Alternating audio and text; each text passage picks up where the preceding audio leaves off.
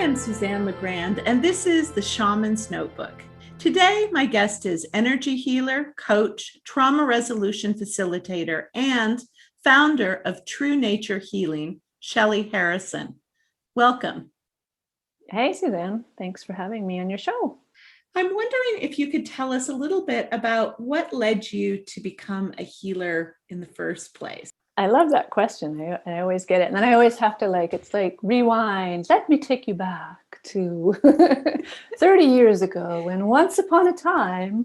When I was in high school, I was very drawn to the arts. And I ended up in a high school that had a specialization in the arts. And I did theater. And I just loved it. And all of the students, we were all so serious, right? We were all young, budding thespians. So we're really into something called method acting too, which method acting is like you must draw on your own deep well of emotional experience at the age of 19. But I think for me, that passion that was sort of awakened at that moment was really about personal development work. It was really about, oh, wow, I'm really getting in touch with something authentic and real and very moving, and that doing that makes it more compelling for the audience when you're coming from an authentic place. So I was passionate about it, and I thought that meant I wanted to be an actress, but apparently the universe had other plans for me. This is where the healing path started. I was having back pain in the area of my body that I now know is the back of my heart chakra. But it was a bit of a mystery because there was no reason for me to have back pain. I wasn't super athletic. I didn't have an injury. It wasn't really any reason for it to be there. And what was really popular where I lived in Ottawa at the time was Rolfing, which is a form of physical realignment work, working deeply on the fascial tissue. So I went and got Rolfed, and it didn't do anything for the back pain. But in the Rolfer's office, there was a poster up for Reiki. And I don't know why I felt drawn to do that, but there I was, age 19, in my first Reiki class. And that was what really opened things up for me. It was like suddenly feeling the energy, and I'm quite strong kinesthetically, and just realizing, oh my God, this makes the whole world make sense. It's all energy. And then just continuing to practice. My peers in that class, who were all much older than me, were just really encouraging and supportive, and just encouraged me to practice. And I ended up doing a lot of exchanges with older students who had careers or who had other forms of discipline. And because my kinesthetic sense was so strong, and because I just had that place where I naturally wanted to be very respectful of who I was working with, as you know, all your listeners out there, who many of them have taken Reiki, know you're usually taught a very basic set of hand positions that you kind of follow, and typically on the body. Sometimes you go off. But because I was picking up a lot, I ended up just kind of following people's fields, and sometimes I'd be way off the body, and I was just really listening to their energy, and I wanted to be respectful that way. And all kinds of interesting things started happening.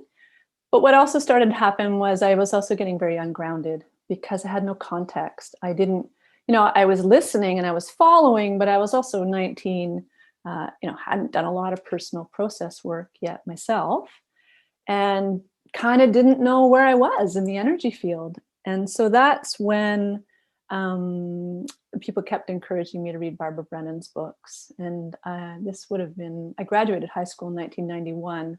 So her second book wasn't even out yet. It was just Hands of Light, which was kind of a real pioneering book in the energy healing scene. And I remember I finally got around to buying the book. And when I read it, I was like, oh my God, I think I'm doing that. And that's a thing. And it's a technique. And she's got a word for it. And I was like, wow. So that's what eventually led me to study at the Barbara Brennan School of Healing and just kind of get grounded in all of that. Some people identify as gifted healers, where they were born with the senses really open, or they had some kind of key experience that really opened them up. That's not how I identify. I really don't feel like it's a gift. I feel like I'm very well trained, and you will get good at anything that you do for 10 hours a week. The key is you have to love it enough to do it 10 hours a week, right? So But I mean, we all are born with natural talents, tendencies, and aptitudes. And I think it's that's who I am, as I like to connect deeply with things, with nature, with people. And what it was about taking Reiki, or my first introduction to the worlds of energy, that really turned me on was the communion. It was that deep level of communion with people that's really soul level, consciousness level.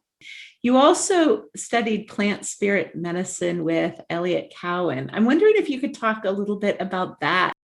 Sometimes when you have an inclination towards the spiritual, certain books start coming across your path. And I remember for me, it was probably age 14, Ruth Montgomery and Past Lives. And but I also, that was books that came across my path when I was that young, tended to be about we tend to call it First Nation spirituality in the United States. You tend to say Native American, Indigenous spirituality, earth connected spirituality. And I had such a longing to like Mary Summer Rain, I want to find a wise elder teacher to just initiate me into this worldview, this way of deep connection and understanding.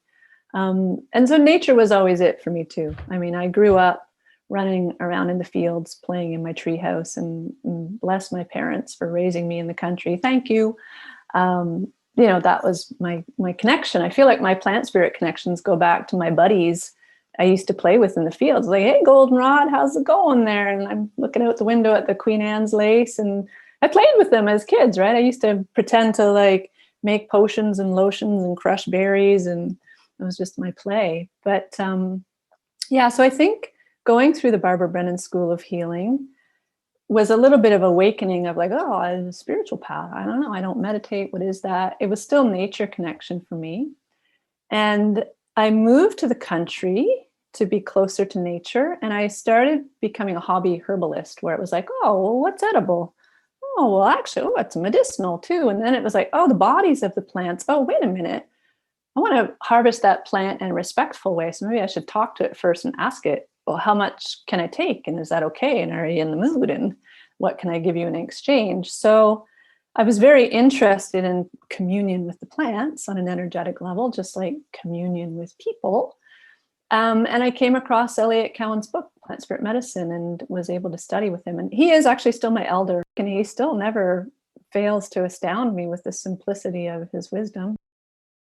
What blew my mind about studying plant spirit medicine is, I was already a trained energy healer. I've been taught to observe the energy on 7 different levels of the aura at the Brennan School. But when I would watch clinical demonstrations, which we did in class, of people being treated with plant spirits, I'd be sitting back and going, what am I seeing? It was what level is that happening on? I could see the whole field shift with the plants. I was wow, okay, I'm impressed. But the way I perceive the energy field, I could discern just a whole field shift going on with the plant.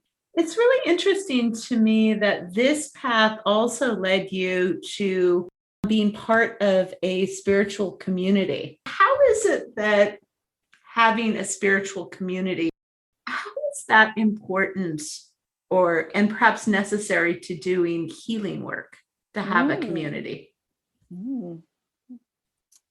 Love that question. As a human being, again, those 7 levels of the aura, that is kind of the model through which Barbara Brennan teaches how our energy consciousness, our human consciousness, our life experience shows up and unfolds. Level 1 has to do with our physical sensations. Level 2 is our personal feelings and emotions. So every time we're having a feeling about ourselves, it's moving there. Level 3 is mental level. Level 4 is relational. So as soon as we hit level 4, this is the level where we're having energy exchanges in relationship. So to be nourished on this level, we need other people, people and other relationships, whether that's with plants, animals, the mountains, the earth, humanity. And that point never came home to me so strongly as actually when I moved into a really healthy community. It's the village of Wakefield where I live, which is just outside Ottawa. And I'd lived near it, but a few years ago, I lived right in the village. And it just happens to be just the right size somehow. And it has people who are very interested in community involvement that I could literally feel like when I would walk into the village and just meet people and be part of that, I was like, wow, that's what that is. This feels really nourishing. Like I feel held. So, and then specifically for healers, I think you need mirrors. And, it's a really strong thing that was an aspect of the training at the Barbara Brennan School of Healing. We followed the supervision model, which is what most psychotherapists are trained in, which it just means you can't take others where you haven't been. And so you need mentors and you need people who are reflecting back to you your stuff. And I think one of the biggest things I learned from my spiritual community, which became the Sacred Fire community, which I was sort of introduced to through Elliot, is it's also like sometimes when you're in one of your personal human struggles, you're in your stuff, sometimes just being one with one person and they're saying, yo, you're doing your stuff and you're not believing them and it gets into conflict. But then sometimes if you have a whole community going, yeah, that's your stuff, that you need that much mirroring to be like, whoa, okay, maybe I need to look at this, right? And that can be a benevolent process. It doesn't have to be an attacking process, but it's part of how we learn, Have people in your community been able to deal with some of the challenges of the pandemic differently because they had a strong community? The deprivation from social interaction, it's like malnourishment, right? And, I think my community, the community of Wakefield and my people up here, we suffered from it too. We had to socially distance. We had lockdowns. What I noticed financially, that people found it hard. I mean, we have a favorite local bar that's our local watering hole, and it's like our second community center. And we know them. So when lockdowns happen, I mean, we have a Facebook group and we're like, hey, you guys, what do you need?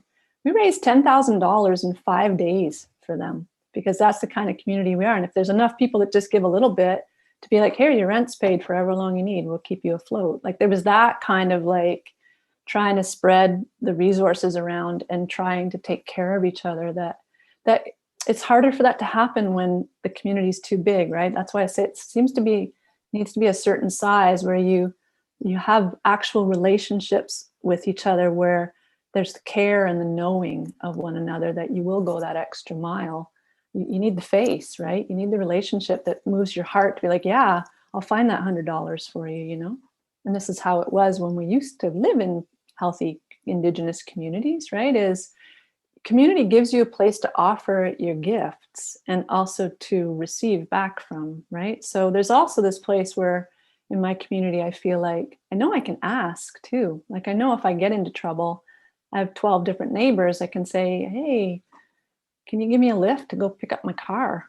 Or like there's that feeling like that you can ask, but there's also that feeling of when you're nourished by a community, there's that place where I want to give, I want to do volunteer work, I want to look for what's my contribution back to this community, because I'm receiving so much just from the nourishment we generate when we get together and do theater. See, now I do theater is Wakefield Theater. We have an amateur theater company, and that's lots of fun. I think this connects with healing trauma that's both ancestral or work with family constellations. Can you talk a little bit about how you began to do this work? Yeah.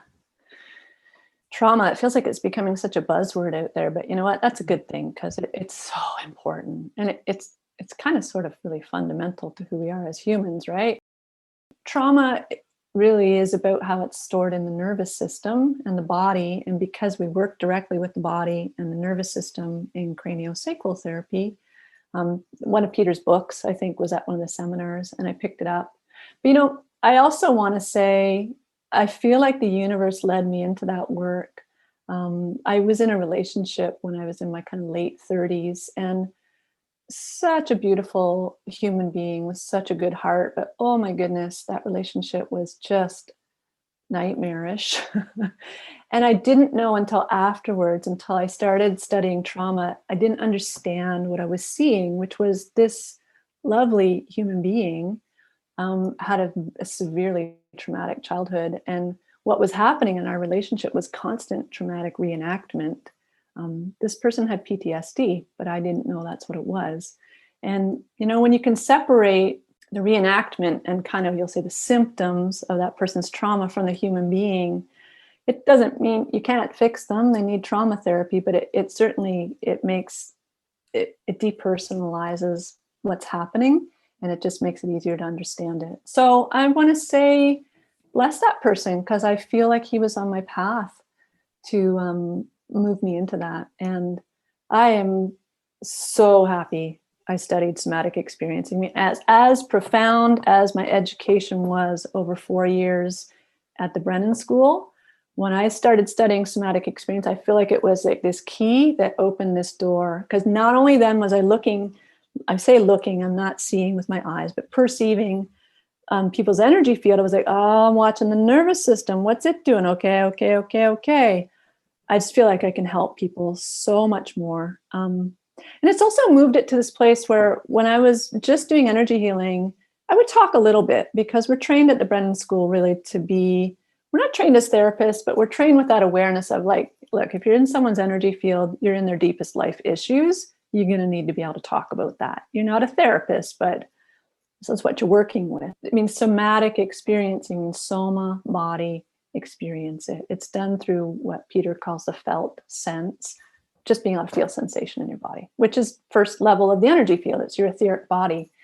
So guiding clients that way, it also connects them with their energy field. So it's like I'm really getting them to do the unblocking of their energy field, getting them to contact the blocks. So it feels more like they get the empowerment and the education, and they're learning that they can do this.